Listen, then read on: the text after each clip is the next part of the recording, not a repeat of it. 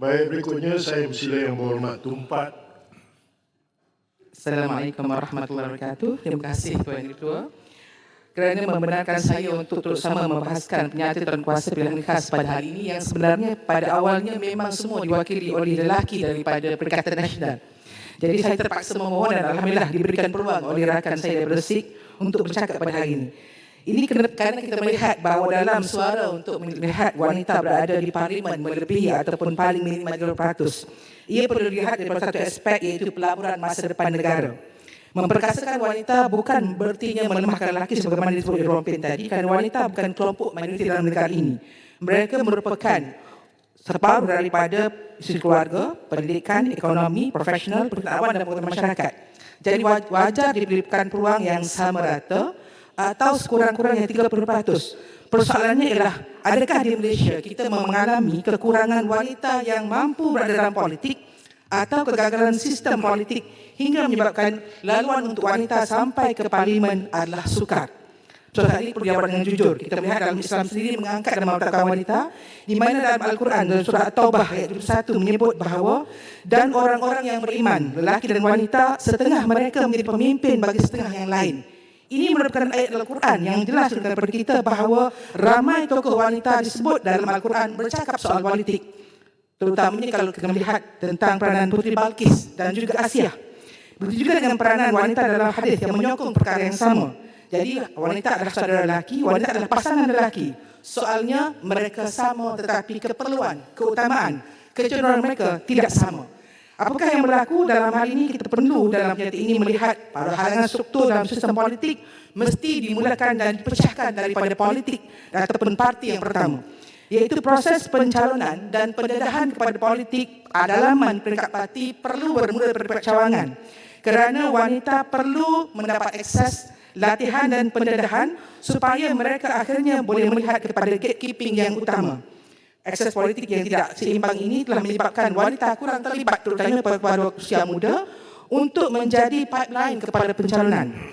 Ramai lelaki mendapat pendedahan dari jaringan tidak formal, mentor politik kepala awal di perpekaran lapangan, manakala wanita kurang berada di sana kerana mereka kurang terlibat pada perpekaran awal. Jadi hari ini satu tindakan political will perlu ditunjukkan oleh semua pemimpin daripada semua parti, terutamanya di peringkat tertinggi, supaya jurang pendedahan awal di kalangan lelaki dan wanita dapat kita rapatkan, khususnya di kalangan NGO, kampus dan juga jaringan sosial politik. Hari ini tiada undang-undang khusus dan tiada mekanisme sistematik antara parti-parti politik, SPR dan NGO untuk melatih, membimbing dan menjadi calon wanita secara berstruktur secara bertarget ke arah 30% dalam negara kita. Oleh itu, tadi kami telah menerima satu memorandum daripada kumpulan 30% untuk memastikan bahawa kerajaan mampu untuk membuat perubahan pada kali ini, dan mereka telah menyerahkan kepada kami satu draft akta yang lengkap yang ada lebih kurang dalam 43 section yang memberikan peluang sekiranya pihak kerajaan benar-benar serius memiliki political will untuk membuat Gender Parity in Political Representation Bill 2026. Ini sebuah langkah yang sangat ke depan oleh pihak NGO kerana mereka melihat tanpa undang-undang dan ditunggu secara sukarela yang amat berlaku. Yang kedua ialah berkenaan dengan akses kepada sumber keuangan politik. Hari ini kos politik sangat tinggi. Kita telah melihat dalam nyata ini mencanangkan 3 bentuk ataupun beberapa dana dan tabungan yang boleh dibuat sebelum bertanding, semasa bertanding dan selepas bertanding untuk memberikan sokongan kepada calon-calon wanita dan parti-parti yang memberikan peluang kepada wanita untuk bertanding. Satu kajian telah dibuat oleh pihak Gender PPJM kepada pemimpin masyarakat ahli parlimen, di mana akhirnya mendapat satu dapatan yang boleh dibuat segera oleh pihak parlimen, iaitu melaksanakan kod tata kelakuan parlimen berkaitan gangguan dan diskriminasi. Yang kedua, menginstitusikan latihan sensitif gender dan kepimpinan inklusif kepada ahli parlimen, sekretariat kuasa, pegawai-pegawai parlimen. Semua JKP dipastikan mempunyai representasi wanita, juga perlu satu latihan kepada pasangan-pasangan ahli parlimen. Ini penting kerana ia mesti memahami tentang isu gender dan pengurusan di rumah dan tempat kerja setelah mereka dilantik menjadi pemimpin. Yang sesungguhnya dari segi beban penjagaan keluarga, bila mana undang-undang ini dipindah ataupun digubal, ia harus bergerak selari dengan akta kerja fleksibel. Kerana kedua-dua pihak yang terlibat dalam kepimpinan mesti menjaga bukan hanya politik tapi rumah tangga mereka. Seterusnya berkaitan dengan bagaimana kita melihat SIDO yang telah pun kita tanda tangani dan kita setujui, tidak ada mekanisme wajib untuk pelaksanaan secara konsisten. Saya mencadangkan kepada kerajaan supaya bukan hanya kita wanita, tapi Kementerian Ekonomi dan Keuangan mesti dipandu secara tersusun supaya mencapai ke arah tujuan ini. Seterusnya, kita melihat negara lain yang telah melaksanakan ini secara kuota wajib, insentif berstruktur dan reformasi sistem, mereka lebih awal mencapai sasaran ini.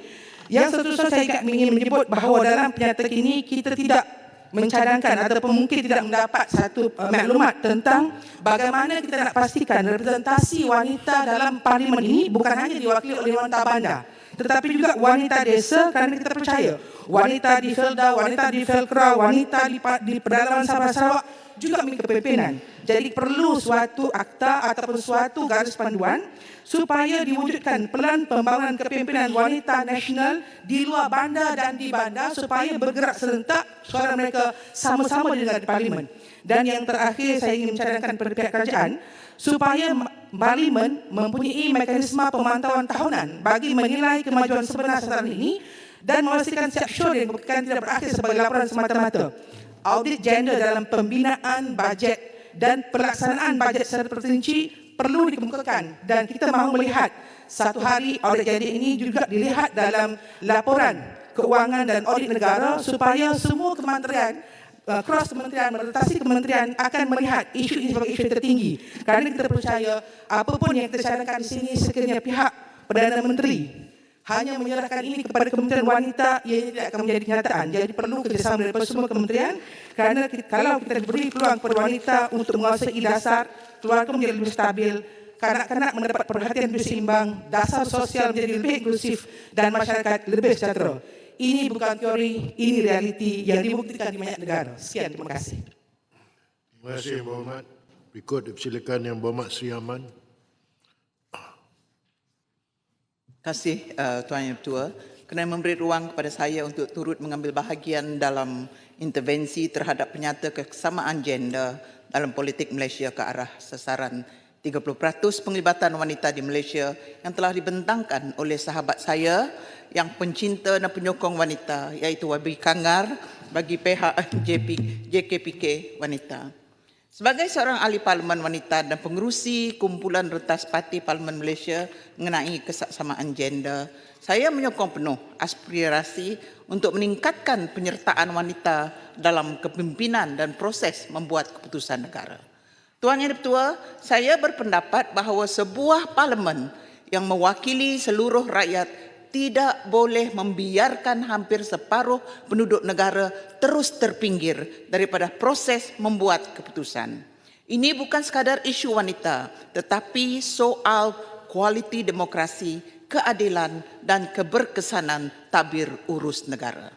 Baru-baru ini, kajian penilaian sensitif gender terhadap Parlimen Malaysia yang dilaksanakan oleh APPGM Gender Equality telah mendapati bahawa kekurangan wanita dalam politik bukan berpunca daripada kekurangan kebolehan atau kepimpinan. Sebaliknya, Tuan Yang Ketua, masih wujud halangan struktur yang mengahadkan akses wanita kepada peluang dan kedudukan kepimpinan politik.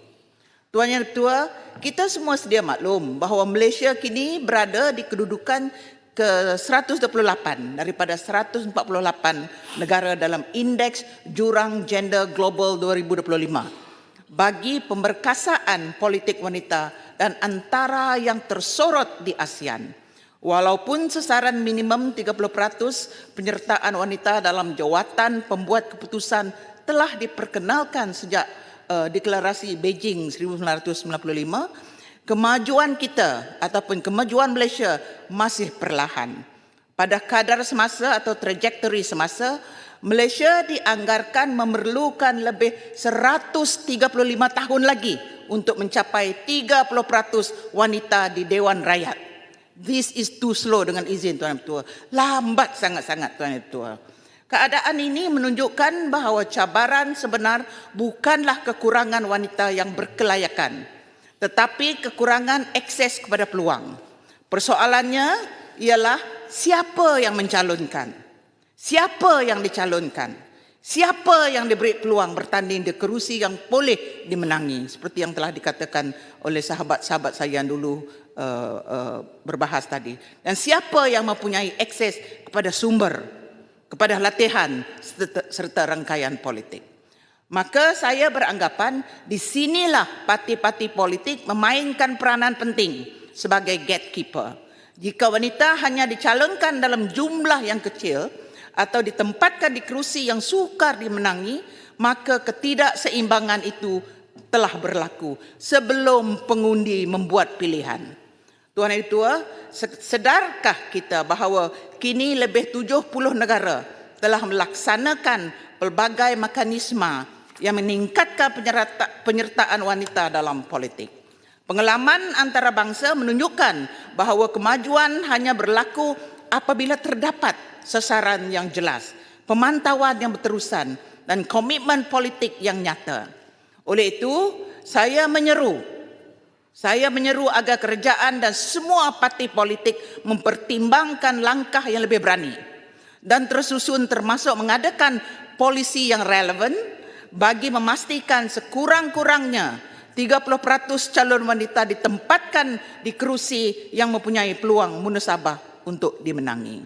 Disokong oleh proses pencalonan yang lebih telus, termasuk bantuan dana rentas parti untuk calon wanita bertanding serta pembangunan kepimpinan wanita yang berterusan.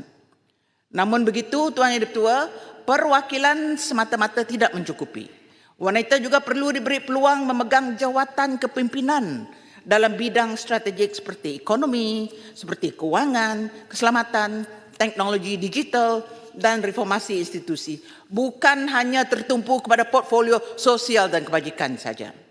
Pada masa yang sama, saya juga berpendapat bahawa Parlimen perlu terus memperkukuh usaha menjadi institusi yang lebih sensitif gender melalui persekitaran kerja yang lebih inklusif, bebas daripada gangguan dan diskriminasi, serta lebih mesra keluarga. Tuan Yang Ditua, sudah menjadi lazimnya bahawa apa yang kita ukur, apa yang diukur akan diberi perhatian. Oleh itu, saya mencadangkan agar data berkaitan penyertaan wanita dalam jawatan kepimpinan, jawatan kuasa, perbahasan dan akses kepada sumber Parlimen dilaporkan secara berkala. Ketelusan adalah asas kepada accountability dan penambahbaikan. Kesaksamaan gender bukanlah satu konsesi kepada wanita, tetapi satu keperluan demokrasi. Wanita bukan sekadar pengisi kota, ya. Kami bukan pengisi kota. Kami ataupun mereka adalah pemimpin, pembuat dasar, pengubah undang-undang dan pembina negara. Ambang ataupun threshold 30% bukanlah siling kepada cita-cita kita, tetapi lantai kepada tanggungjawab demokrasi kita. Daripada hampir 35 juta rakyat Malaysia, hampir separuh adalah wanita. Namun, separuh rakyat itu masih belum mempunyai suara, Tuan Yang Ditua, yang setara dalam proses membuat keputusan negara. Jurang inilah yang mesti kita perbetulkan. Justru kita mesti bergerak daripada aspirasi kepada tindakan. Sasaran 30% penyertaan wanita bukan sekadar angka atau simbolik semata-mata, tetapi merupakan langkah penting. Langkah penting ke arah memastikan proses membuat keputusan lebih inklusif, lebih seimbang dan mewakili realiti masyarakat Malaysia. Perjuangan ini bukan agenda wanita semata-mata, ya, tetapi agenda nasional yang memerlukan komitmen semua pihak demi membina Malaysia yang lebih adil, yang lebih menyeluruh, makmur dan sejahtera untuk generasi akan datang.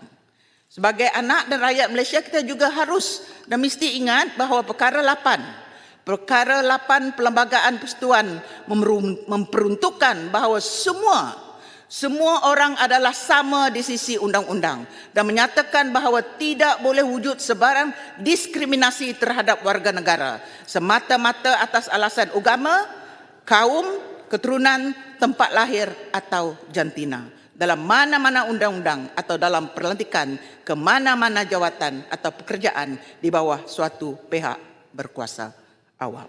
Sekian, terima kasih. Terima kasih Yang Berhormat Sri Aman.